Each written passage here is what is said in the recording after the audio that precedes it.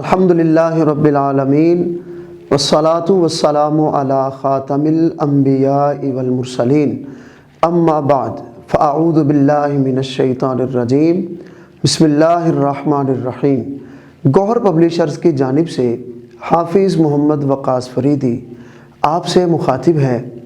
آپ کو گوہر پبلیشرز کے پلیٹ فارم پہ خوش آمدید کہتا ہوں۔ Our motto is redefining the geography of education through digital resources for conceptual learning۔ عزیز طلبہ، آج ہم گوہر اسلامیات کلاس 4 کے باب 4 کا دوسرا سبق جس کا عنوان ہے آداب مجلس پڑھنے جا رہے ہیں۔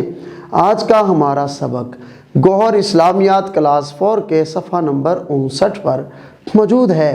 پیارے بچوں، اس سبق میں آپ پڑھیں گے مجلس کا مفہوم، مجلس کے آداب، سیرت نبوی صلی اللہ علیہ وآلہ وصحبہ وسلم کی روشنی میں آداب مجلس کے واقعات اور مجلس کے مقاصد اور ان کی اقسام یعنی دینی، خوشی، غم وغیرہ کے پیش نظر ان میں شرکت بھی کرنے کی نیت کریں گے۔ اپنے سبق کا آغاز کرتے ہیں۔ پیارے بچوں، مجلس عربی زبان کا لفظ ہے۔ اس کے معنی بیٹھنے کی جگہ کے ہیں۔ جب دو یا دو سے زیادہ افراد کسی جگہ مل کر بیٹھیں اور آپس میں کسی دینی یا دنیاوی معاملے پر بات چیت کریں تو یہ مل بیٹھنا مجلس کہلاتا ہے۔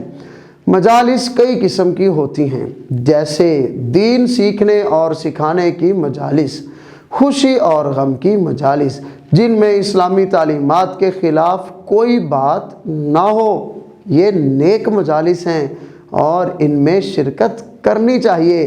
کچھ بری مجالس بھی ہوتی ہیں، ان سے اجتناب یعنی بچنا چاہیے۔ ہمارا دین بری مجالس سے دور رہنے کا حکم دیتا ہے۔ مجلس میں بیٹھنے کے کچھ آداب ہیں جنہیں آداب مجلس کہتے ہیں۔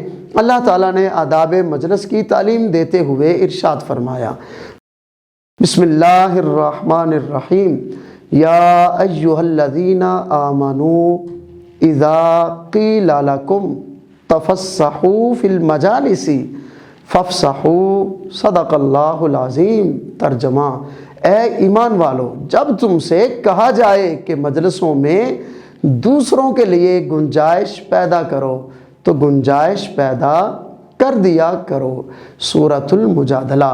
ارشاد نبوی صلی اللہ علیہ وآلہ وصحبہ وسلم ہے، بہترین مجلسیں وہ ہیں جو کہ زیادہ کشادہ اور فراخ ہوں۔ سنن ابی داؤد۔ پیارے بچوں، ہمارے پیارے نبی حضرت محمد الرسول اللہ خاتم النبیین صلی اللہ علیہ وآلہ وصحبہ وسلم جب کسی مجلس میں جاتے تو پہلے سلام کرتے اور صحابہ کرام رضی اللہ تعالی عنہم کے ساتھ گھل مل جاتے۔ آپ صلی اللہ علیہ وآلہ وصحبہ وسلم کسی امتیازی جگہ پر بیٹھنا پسند نہ فرماتے۔ دوران مجلس گفتگو کے ساتھ ساتھ سوال و جواب بھی فرماتے۔ صحابہ کرام رضی اللہ تعالی عنہم مجلس نبوی میں انتہائی ادب و احترام اور خاموشی سے بیٹھتے۔ آپ صلی اللہ علیہ وآلہ وصحبہ وسلم کی باتوں کو غور سے سنتے۔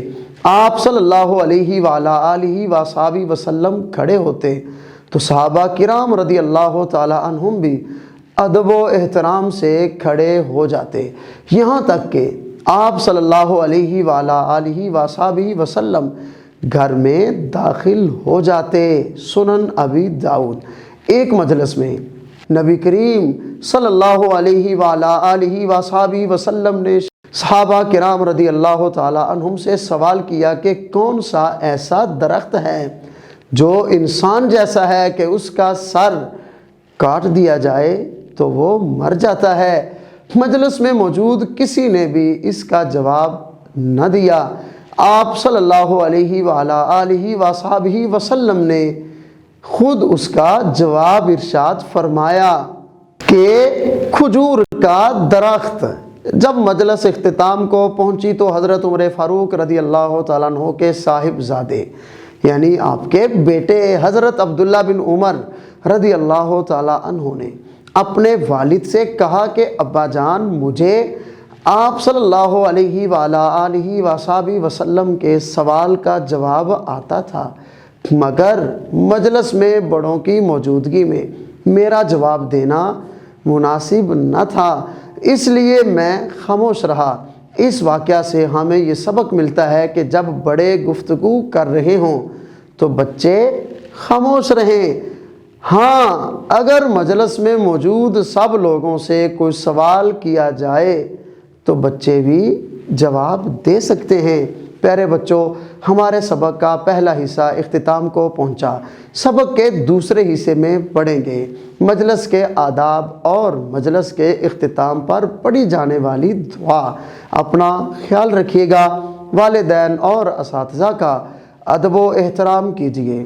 اجازت دیجیے، اللہ حافظ۔